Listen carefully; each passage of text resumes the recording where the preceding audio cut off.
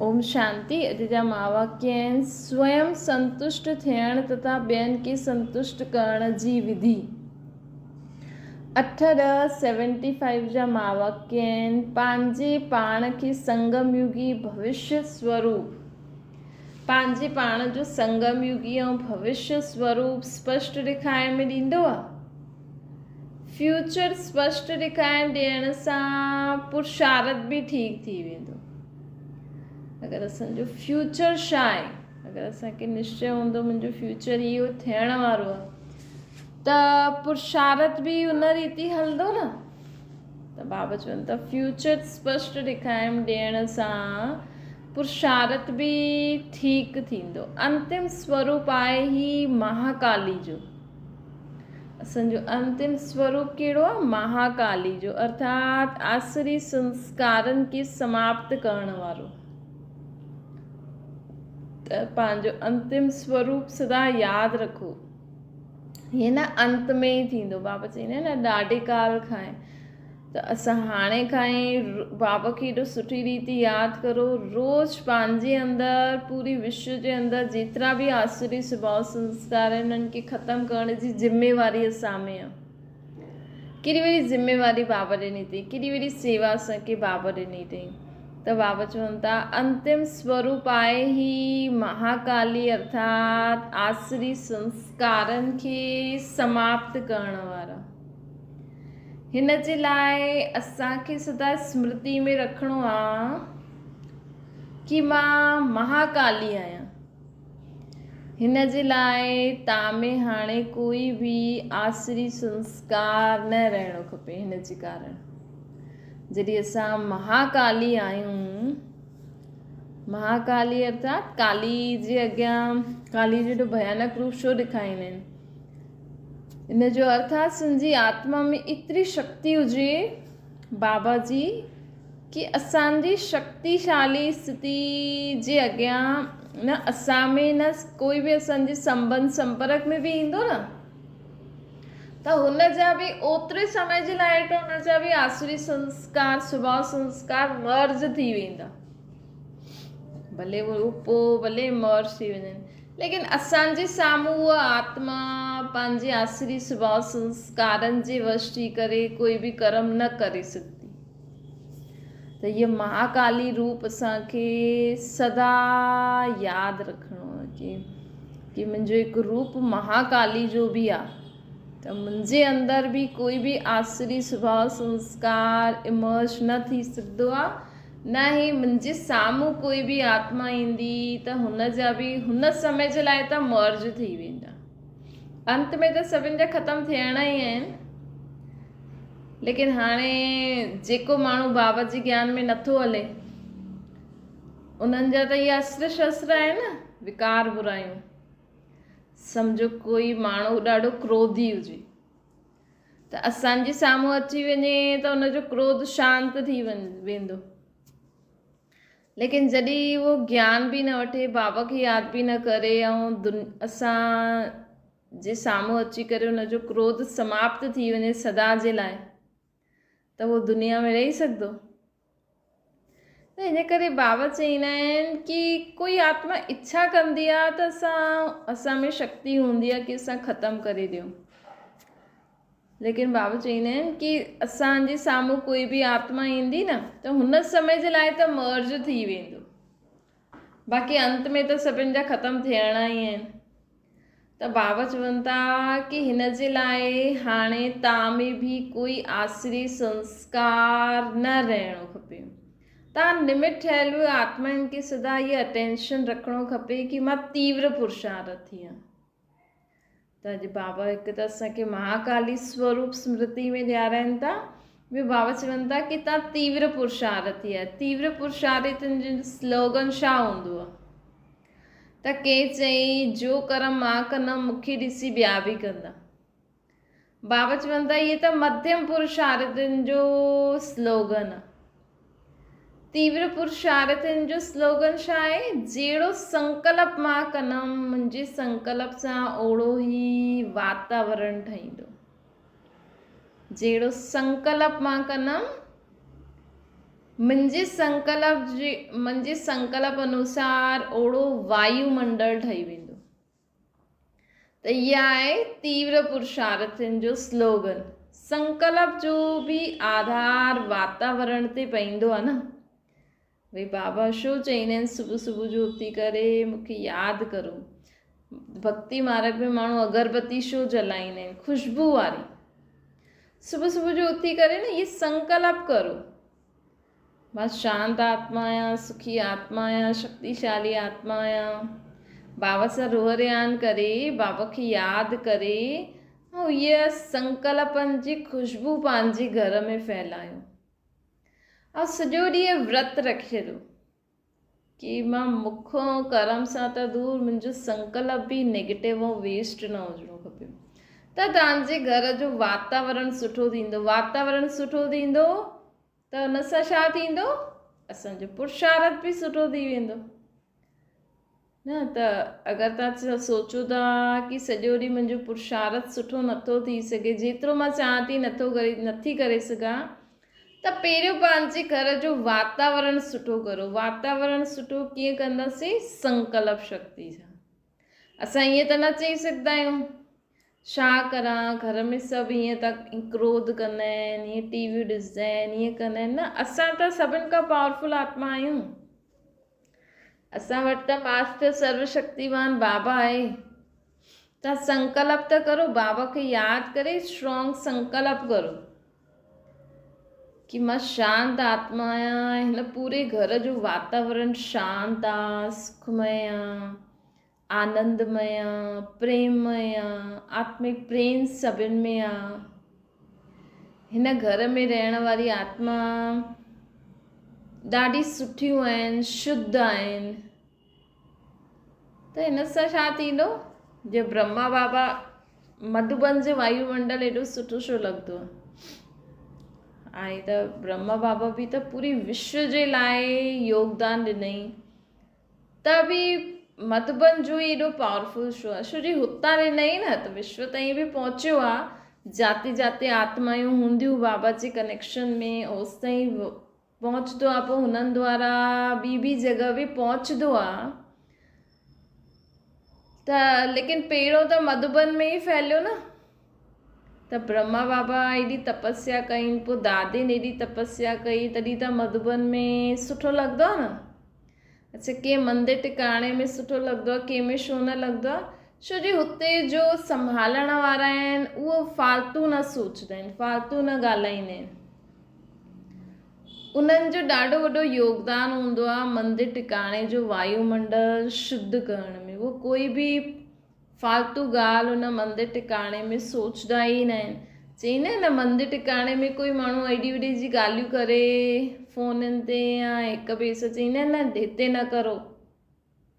त उहो ई तव्हां पंहिंजे घर जो वातावरण सुठो ठाहिणो अथव। त अॼु खां असांखे पंहिंजे संकल्प खे सदा सुठो करिणो। तव्हांजे घर में अगरि वातावरण सुठो न आहे त हुनजो कारण असां ई आहियूं कि असांजो संकल्प सुठो न हूंदो आहे। त असां में त असां त न चई सघंदा आहियूं न उहो ईअं थो करनि, उहो सोचंदा आहिनि। अरे उहो सोचनि तव्हांजे संकल्प में एतिरी शक्ति न आहे त तव्हां विश्व जी सेवा कीअं करे सघंदा? विश्व में असां कीअं फैलाए सघंदा आहियूं? त हिन करे चलो जो बि करे थो, लेकिन तव्हांजो कर्तव्य आहे, बाबा चवनि था कि असांजो कर्तव्य आहे कि असांखे जहिड़ो संकल्प मां कंदमि, मुंहिंजे संकल्प सां ओड़ो वातावरण ठहींदो आहे। इहे असांखे सदा यादि रखिणो खपे। संकल्प जो बि आधार वातावरण ते आहे, ऐं वातावरण जो आधार पुरुषार्थ ते आहे। भई जहिड़ो वातावरण हूंदो, जहिड़ो संकल्प कंदासीं ओड़ो वातावरण ठहींदो। ओड़ो वातावरण जीअं ठहे थो त असांजो पुरुषार्थ बि उअं ई करूं था त वातावरण बि ठहे थो, ऐं वातावरण जे कारण बि असांजो पुरुषार्थ ढिलो थी वेंदो आहे। त बाबा चवनि था जो संकल्प कंदा हुनखे सभी फॉलो कंदा। असांजे संकल्प में ॾाढी पावर हूंदी आहे। छो छोजी असां डायरेक्ट परम पिता परमात्मा सां कनेक्ट थींदा आहियूं न। बाक़ी सभु आत्मायूं कृष्ण सां, राम सां, हनुमान सां, के न के गुरु संत सन्यासियुनि सां पंहिंजो बुद्धि योग लॻाईंदियूं आहिनि, लेकिन असां कंहिंसां था लॻायूं? बीज सां। त असां में शक्ति आहे, या जेका माण्हू देहदारी गुरु संत सन्यासियुनि खे मञंदा आहिनि उन्हनि में शक्ति आहे? त बाबा चवनि था कि ॾिसो, जो संकल्प तव्हां कंदव उनखे सभु फॉलो कंदा। कर्म त मोटी ॻाल्हि थी वई, लेकिन संकल्प में बि अटेंशन। संकल्प खे हल्की चीज़ न सम्झो, छो जी संकल्प बीज आहे न। संकल्प रूपी बीज कमज़ोर हूंदो त कॾहिं बि पावरफुल फल अनुभव न थींदो। सदा ये संकल्प करो सभिनि जो कल्याण थिए, सभिनि जो कल्याण थिए, सभिनि जो कल्याण थिए। हिकु संकल्प जो बि व्यर्थ वञणु, ये बि हिकु भूल आहे। बाबा चवनि था हिकु संकल्प बि व्यर्थ वञणु, ये बि हिकु भूल आहे। जीअं वाणी में थी हुई भूल महसूस थींदी आहे न, उहा ई व्यर्थ संकल्प जी बि भूल महसूस थियणी खपे। बाबा चवनि था जीअं वाणी में सम्झो असां ग़लति शब्द ॻाल्हाए छॾियो त महसूस थींदो आहे न, त ईअं असांजो फालतू संकल्प कयो न, इहो बि असांखे महसूस थियणो खपे। मां ईअं छो कयो, पर सेकेंड जी महसूस था हुजे, पोइ चेंज करे छॾियो। ज़्यादा पश्चाताप करण में समय वेस्ट न कजो। जॾहिं अहिड़ी चेकिंग कंदव तॾहिं ई तव्हां अॻियां वधी सघंदव। त हाणे असांजी पढ़ाई संकल्प ते, अॼु बाबा चई न असां मन मना भव मध्या जी भव जी पढ़ाई था पढ़ूं। त मन मना भव अर्थात ख़ुदि खे आत्मा सम्झी बाबा खे यादि करो। उहो कॾहिं करे सघंदासीं? जॾहिं असांजो इहो शुद्ध संकल्प रहंदो। व्यर्थ संकल्प वारो मन मना भव थी सघंदो आहे। जॾहिं अहिड़ी चेकिंग कंदव तॾहिं ई तव्हां अॻियां वधी सघंदा, न त निमित ठहिण जो चांस जो मिलियो आहे उनजो लाभ न उठाए सघंदव। बाबा चवनि था हाणे त गुह्य महीन पुरुषार्थ थियणो खपे। हाणे न इहे पुरुषार्थ करो भई, असांजो बीज खे ई असां पकड़े रखूं न, असांजे संकल्पनि खे ई पकड़े रखूं। हाणे मोटो पुरुषार्थ जो समय समाप्त थी वियो। कर्म ऐं बोल मोटो पुरुषार्थ आहे न, पंहिंजे कर्मनि ते ऐं बोल ते ध्यानु ॾियणु। बाबा हाणे असांखे महीन गुह्य पुरुषार्थ कराइणु चाहिनि था। कहिड़ो? संकल्प ते ध्यानु ॾियो। पंहिंजे संकल्प जी गति खे, संकल्प जी क्वालिटीज़ खे ध्यानु ॾियो। मुंहिंजे मन में कहिड़ा कहिड़ा संकल्प था अचनि। हर संकल्प जे लाइ उत्तर त बाबा ॾिनो अथई। संकल्प त ईंदा, छो जी असां अहिड़ी दुनिया में रहूं था, ईंदा, लेकिन असां वटि हर संकल्प जो उत्तर आहे, जंहिंसां असां मन खे उहो उत्तर ॾेई करे शांत करे सघंदा आहियूं। त बाबा चवनि था कर्म ऐं बोल में ग़लतियूं थियण या बचपन आहे। अगरि असांजे अञा बि बोल में कर्म में पुराणोपन आहे त इहा अञा ताईं कर्म ऐं बोल में कुझु न कुझु गड़बड़ थिए थी, ग़लतियूं, त इहा बचपन आहे। मतिलबु अञा ताईं भले तव्हांखे केतिरा साल बि ज्ञान में हुजनि, लेकिन अञा ताईं अगरि असांजा बोल कर्म ठीकु न थिया आहिनि त जीअं अञा बचपन में ई आहियूं असां। चईंदा आहिनि न माण्हू वॾा थी वेंदा आहिनि ऐं ॻाल्हाइण न ईंदो आहे। चईंदा आहिनि एॾो वॾो थी वियो आहे ॻाल्हाइण ई नथो अचे तोखे, त नंढो ॿार थोरी आहे। त उहे ई बाबा बि चईंदा आहिनि कि असां चइण में त चईंदा आहिनि असां एॾे सालनि खां ज्ञान में था हलूं, लेकिन असांजे व्यवहार, असांजे सोच संकल्प कर्म द्वारा ई माण्हू पहचाननि न इहे ॾाढे समय जी अभ्यासी आहे, ज्ञानी योगी आत्मा आहे। हाणे वानप्रस्थी जो पुरुषार्थ हुजणो खपे, अर्थात वाणी खां परे वञण जो। हाणे बि अगरि बचपन जो पुरुषार्थ कंदा रहंदव, हाणे असांखे पंहिंजी सेवा बि संकल्प द्वारा, ब्रह्मा बाबा बि छा था करनि मथे वेही? ब्रह्मा बाबा उन ॾींहुं चई न मां शुद्ध संकल्पनि द्वारा सेवा थो करां।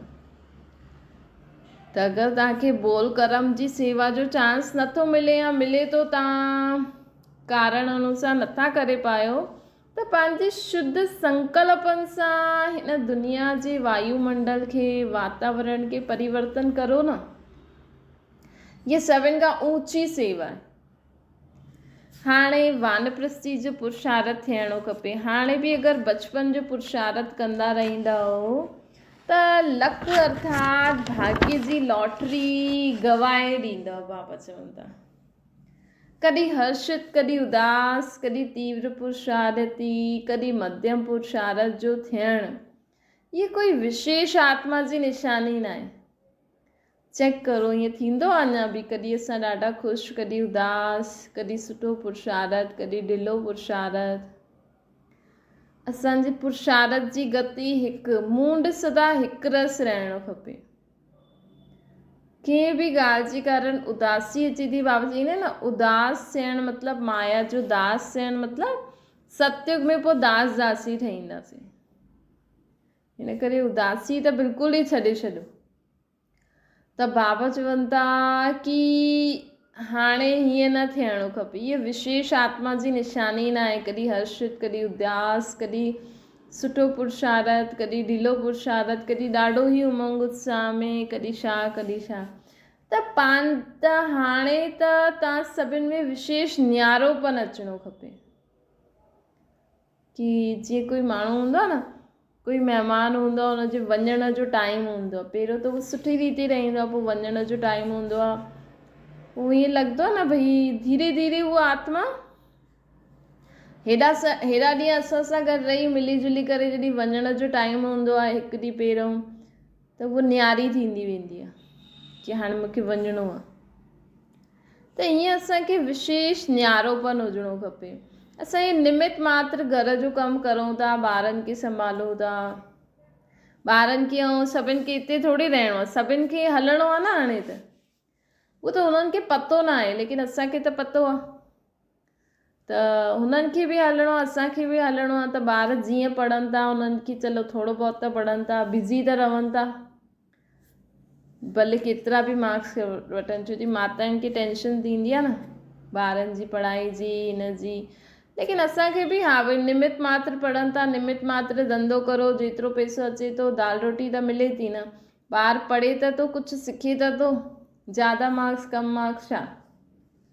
इहे सभु ॻाल्हियुनि सां न्यारो थींदा वञो। ॿियो बि दुनिया में बि जो बि तव्हांजे मन में ॻाल्हियूं ईंदियूं आहिनि न, जंहिंजे कारण तव्हांजो पुरुषार्थ ढिलो थींदो आहे, हुन सां हिकदमि उनखे हल्को करो। अरे हाणे त हलणो ई आहे, ठीकु आहे, कोई ॻाल्हि कोन्हे, एतिरो त ठीकु आहे। बसि बाबा खे यादि करो, पंहिंजे अंदरि चेकिंग करो, सभिनि जे लाइ शुभ भावना शुभकामना करो, शुद्ध संकल्प करो। हाणे त असांजो इहो ई कमु आहे। टेंशन छा थींदी आहे, उदासी छा थींदी आहे, असांखे पतो ई न हुजिणो खपे। विकार बुराई छा थींदी आहे, असांखे अविद्या थी वञे। जेतिरो बाबा चई न, जेतिरो तव्हां में न्यारोपन ईंदो न, त तव्हांजे न्यारेपन जा संकल्प तव्हांजे घर में फैलंदा, त उहा आत्मायूं बि धीरे धीरे टेंशन खां मुक्त थींदी वेंदी। न त माण्हुनि खे केॾी टेंशन आहे अॼु, जबकि असांखे पतो आहे कि माण्हू टेंशन त करे थो, लेकिन ईअं पढ़ाई लिखाई धंधे जे लाइ या कंहिंजे लाइ बि कुझु बि न थियणो आहे। हाणे सभिनि खे घर हलणो आहे। त पंहिंजी पावरफुल स्मृति सां, असांजी एतिरी पावरफुल स्मृति हुजणी खपे कि हाणे असांखे पंहिंजे घर हली करे पोइ नई दुनिया में अचिणो आहे। एतिरी पावरफुल स्मृति सां असां कमज़ोर आत्माउनि जी स्थिति खे बि पावरफुल ठाहे सघंदा आहियूं। हर ॻाल्हि में वॾे खां वॾी ॻाल्हि बि थिए न, कोई ॻाल्हि कोन्हे, नई ॻाल्हि थोरी आहे। ईअं तव्हां करे ॾिसो अहिड़ो पुरुषार्थ, बिल्कुलु हल्को, बिल्कुलु न्यारो, कोई ॻाल्हि कोन्हे, ठीकु थी वेंदो। त इहे जेतिरो असां हल्को थींदासीं, जेतिरो असां न्यारो थींदासीं न, ओतिरो माण्हू बि असांजे आसपास उहो वाइब्रेशन फैलंदो। तव्हां सोचो, तव्हां बीज सां कनेक्टेड आहियो। तव्हां अगरि टेंशन कंदव न त, ऐं बाबा खे यादि था करो ऐं टेंशन था करो, त तव्हांजे घर में टेंशन जो माहौल ठाहिण जे निमित्त तव्हां आहियो। हीअ ॾाढी गहरी ॻाल्हि आहे, छो की असां बीज सां कनेक्ट था थियूं, असां रोज़ु बाबा खे यादि था करूं ऐं टेंशन था करूं त असांजी आत्मा जी शक्ति टेंशन वारी आत्मा जी शक्ति टेंशन जे संकल्प ख़तमु था कंदा वञनि ऐं हुन सां असांजे घर में बि टेंशन जो माहौल दुख जो त किथे त बाबा चवनि था सुख शांति ख़ुशी जा वाइब्रेशन फैलायूं ऐं अगरि असां टेंशन था करूं दुखी परेशान था थियूं कोई बि बीमारी आहे रे मूंखे ॾाढो सूर थो थिए मां बीमार आहियां बाबा जो ॿार अगरि ईअं चईंदो त हुनजे घर में बि इहा वायुमंडल फैलंदो कि मूंखे सूर थो थिए मां बीमार आहियां। बाक़ी माण्हू बि ईअं सोचदा अरे असां बीमार आहियूं सूर आहे इहो उहो छो जी असां ई त वाइब्रेशन फैलायूं था न।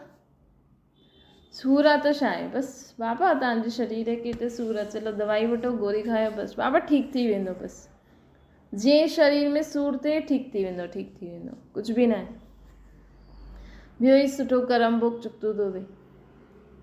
त बाबा चवनि था जेतिरी असांजी स्मृति पावरफुल हूंदी न ओतिरो असां कमज़ोर आत्माउनि जी स्थिति खे पावरफुल ठाहे सघंदासीं। संतुष्ट न हुजण जे कारण असां पंहिंजे जीवन में पुरुषार्थ सां संतुष्ट न आहियूं हिन जे कारण ई सर्विस रुकी आहे। सोचो दुनिया में जो दुख आहे बाबा त चईंदा न मां हाणे दुनिया खे परिवर्तन करे सघंदो आहे लेकिन बाबा असां ॿारनि जे लाइ रखिया आहिनि कि मुंहिंजा ॿार कॾहिं स्वयं सां संतुष्ट थींदा।